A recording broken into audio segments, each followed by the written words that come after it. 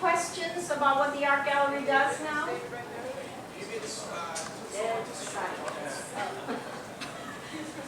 We have one faith-based person here, Mr. Ranjit Siva. Our artists are getting ready. Perhaps now we will break up into 3 groups, and you're going to have the time to talk to the 3 artists for about 12 minutes with 2-minute movement time. So Susan Hilbrand will take you to her spiritual matrices exit. So Mr. Ranjit, we will go with Susan, and could we just have the first few people up here join Susan, and she'll lead you to her show. Oh, yeah. Okay, here we go. I have the audience recite with me or breathe with me, and it's all about the importance of our words. So these read like a cadence, sort of an awakening that happens with our words. And so that's what the performance is about. So what you are seeing is just the actual prints that were used to start, to put the book together.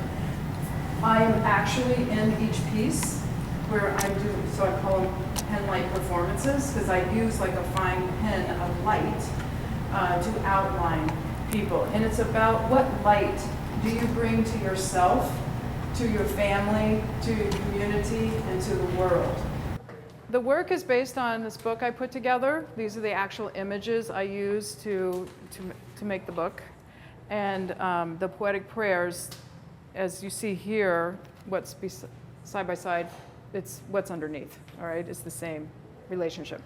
So these are representations, the pen light performances are representations of who we are in the space we occupy as we are here on earth. So we're spiritual beings having a human experience. We're not just our appearance. I actually started thinking they only had to be in the dark, but I realized later I was in the dark. And the work had been talking to me, and I had to understand what it was trying to say about our light and what we bring. And so then I started playing as the technical end of it. How can I bring it to still do the outline, because that has to be done in the dark, but add the light.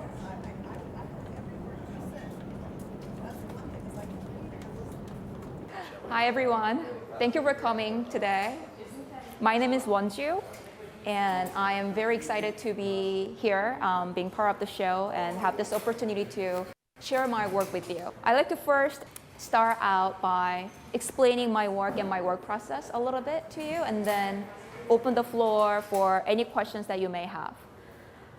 All of the works that's hanging on the wall in this room are mine, including the drawings and the paintings. I've always been interested in finding relationships between seemingly random and independent life events and experiences. And these relationships are represented as images of doors or portals on my work.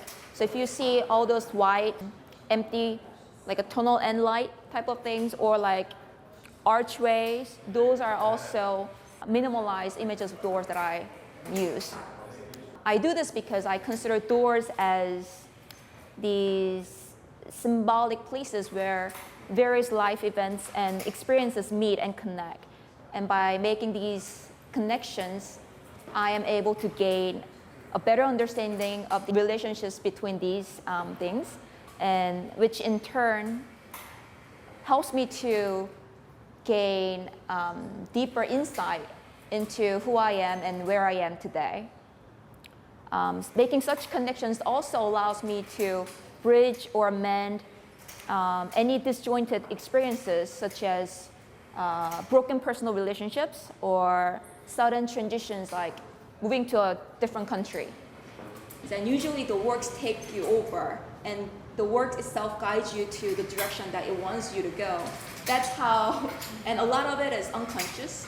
That's how all these things come out. If I were to have a plan exactly to achieve like what kind of work that I want to do, then I wouldn't get this much variations. And that's what's wonderful about art. because you never know what's gonna come out, and you never know the outcome until you actually go through the process, just like life.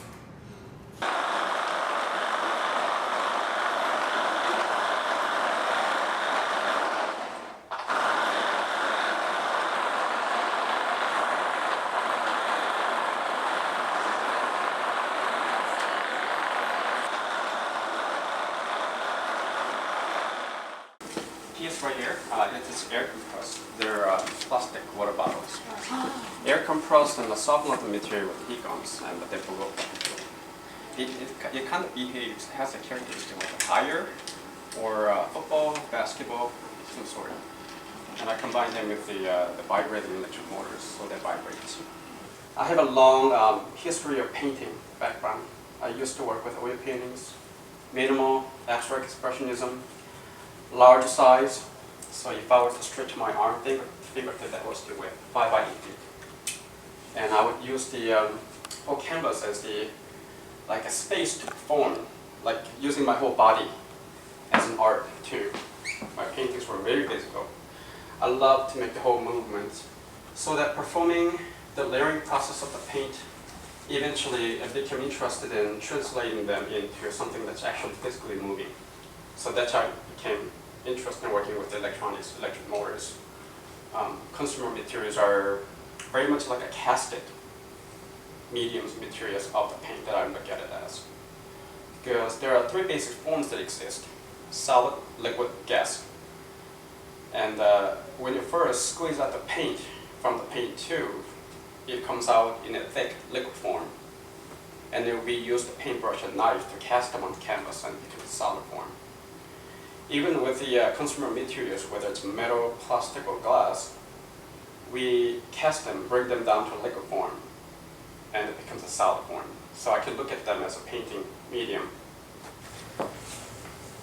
But I do, consider myself as researching and experimenting. I mean, after all, that's what the whole main point is, to keep exploring, and so that I can continuously learn and see what's happening with our everyday surrounding through the materials. And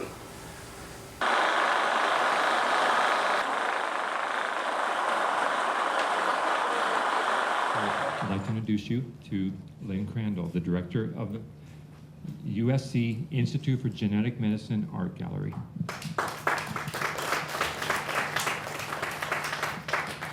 Thank you so much, Dr. Pacifici, for your quick response and bringing these wonderful students here. It's just been a delight having them.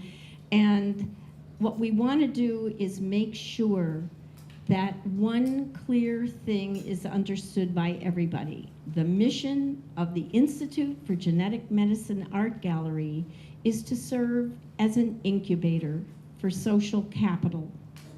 And what that means is we want to do what we just did today and what you experienced. We informed, engaged, and we hope empowered you to understand how important it is for us to think inside the box, in our labs, in our art studios, and outside the box, far into the whole globe and the universe, as we keep exploring to find the truth and find ways that we can look at human behavior with the same rigorous observation and truth-seeking that the molecular biologists are looking at cell behavior, because it's all the same pattern.